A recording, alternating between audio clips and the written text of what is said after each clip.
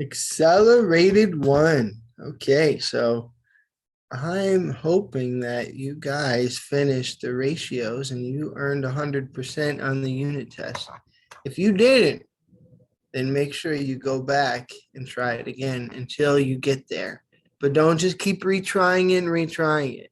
If you get a question wrong, write it down, ask about it, fix it before you try again. If you do this, you will learn a lot. If you don't, then you won't learn as much. Yeah. We want to work smarter, not harder. So if you get to that point of frustration because you didn't get all 100% on everything, then you need to ask your questions. Don't be frustrated. Just, ask your questions. But right now in this video, we're going to look at decimals and fractions. And we're going to start unit 2, which is 3 weeks. Okay, so let's do it. Okay, so adding and subtracting decimal word problems. To visit his grandmother, Michael takes a motorcycle 3.85 kilometers and a horse 3.32 kilometers. In total, the journey takes 50.54 minutes. How many kilometers is Michael's journey in total? So please write this whole question down. Try it before you watch me do it. Oh, I will take that time to plug in my tablet. See, can't even watch me do it yet. All right. Okay, time's up. I got the tablet plugged in. So, word problems. We all love word problems, right? So I'm looking right here at these 3 words because these are the units. Please know those are the most important word in the word problem. And so when we're asking about kilometers, so we don't need to know this for this question. How many kilometers in total? Total is a sum, right? We want to know the sum. So what do we want to do? We want to add 3.85 plus 3.32. And we want to line up the decimal point, which is easy in this one. It would be a little bit harder in something like that, then someone might go like, oh, well, actually that might be easy. What if we did like this, plus 98.2, then someone might not line up the decimals. But in any case, we want to line up the decimals. So we want to make sure the decimals are on top of each other and then add them together. And so here it's pretty simple. So get that 7. So it's 7.17.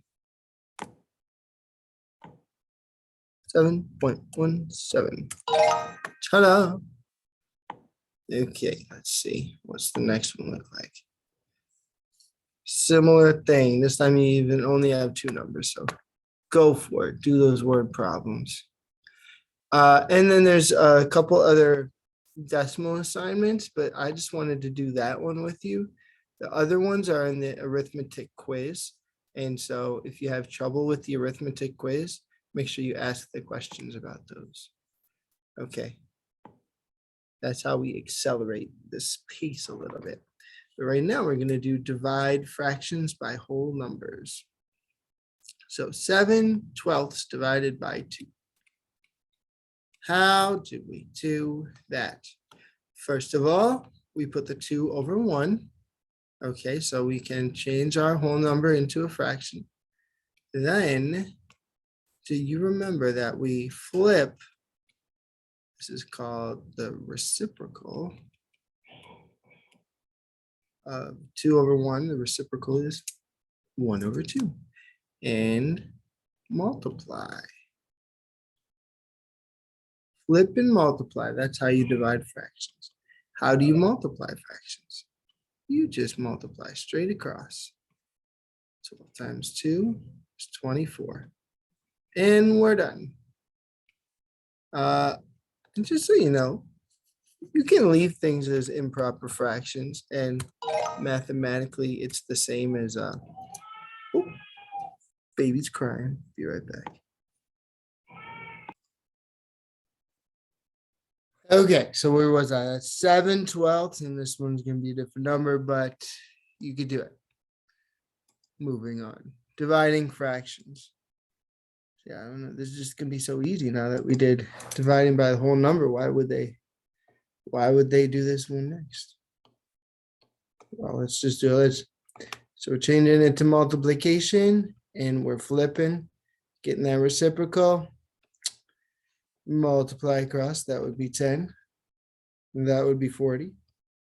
And reduce, we can divide them both by 10, and it would be 1/4. Any questions? 1/4. All right.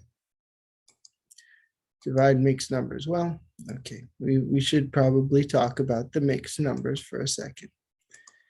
Mixed numbers are great because they help us to really understand the value of the fraction. 4 wholes and 2/3, so the 4 circles and then the 2/3 shaded in, and that's how much pizza we have or whatever, 4 2/3 of something.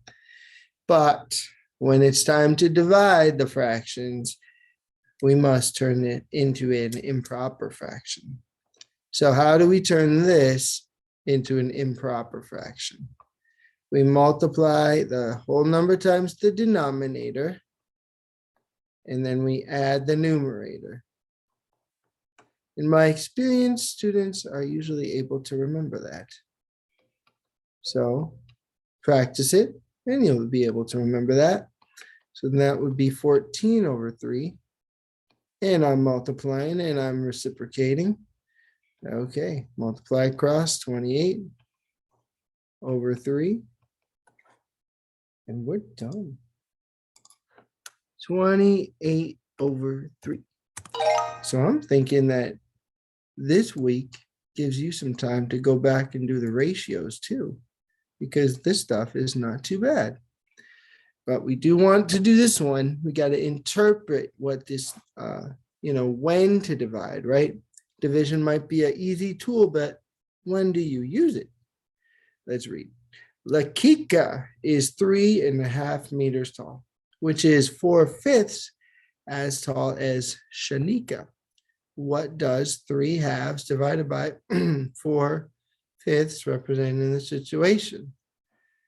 Lakika's height, 3/2 of Shanika's height, 4/5 of Lakika's height. Woo! Okay, even Mr. Field has to take a step back and think about this one. Okay, and I do these, cold. I haven't seen this. I don't know all the answers. I'm thinking through it so that you can see my thinking and watch me struggle a little bit. That's okay with me because that's how we actually do math. 3.5. So we got Lakika, 3.5 meters tall. 4/5 as tall as Shanika. So Shanika, she's not 4/5 meters, but if I were to draw a picture, who would be taller? So Lakika is 4/5 as tall as Shanika. So Shanika is taller. So that's Lakika and that's Shanika. Okay, so if we were to multiply, then we would get a smaller number than 3/2. But if we divide, because we are flipping, we will get a bigger number than 3/2. And I know that Shanika is taller. So just along those lines, I can see that I need to divide, right? But now really thinking about it, 3/2 is 3/2 meters tall, and that's 4/5 as tall as Shanika. So that means if I multiplied Shanika's height by 4/5, I would get Lakika's height. And we don't know Shanika's height. And how do we do that one-step equation? Remember, from the cross multiplying, we divide, right? So that's why I'm dividing. But in any case, we're going to divide.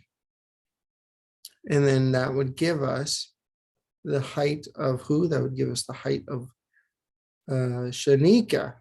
Because we know Lakika, that would give us the height of Shanika.